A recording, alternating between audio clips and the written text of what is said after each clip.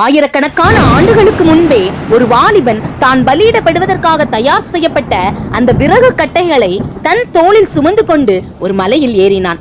அவன் பெயர் ஈசாக்கு. ஆதியாகமம் 22:6. சரியாக 2000 ஆண்டுகளுக்கு பின் இதே மலைத்தொடரில் தான் பலியாக போகும் அந்த சிலுவை மரத்தை தன் தோளில் சுமந்து கொண்டு ஒரு மனிதன் நடந்து சென்றார். அவர் பெயர் இயேசு. மலையின் உச்சியில் ஈசாக்கு கேட்டான், பலிக்கு ஆட்டுக்குட்டி எங்கே? ஆபிரகாம் சொன்ன பதில், மகனே, தேவன் தமக்கு வேண்டிய ஆட்டுக்குட்டியை பார்த்து கொள்வார்.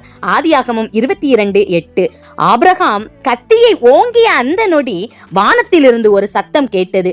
அங்கே புதரில் சிக்கியிருந்த ஒரு ஆட்டுக்கடா ஈசாக்கிற்கு பதிலாக பலியிடப்பட்டது. ஈசாக்கு அந்த பலிபீடத்தில் இருந்து உயிரோடு இறங்கி வந்தான். யாரும் கவனிக்காத அந்த புவியியல் ரகசியம் இதுதான். ஆபிரகாம் தன் மகனை பலியிட துணிந்த அதே மோரியா மலைத்தொடரில்தான் பிதாவாகிய தேவன் தன் குமாரனை நமக்காக பலியிட்டார். அன்று ஈசாக்கு தப்பினான். ஏனென்றால் ஒரு ஆட்டுக்கடா அங்கே மாற்றாக வந்தது. ஆனால் கல்வாரியில் இயேசு தப்பவில்லை. ஏனென்றால் அவரே அந்த ஆட்டுக்குட்டி.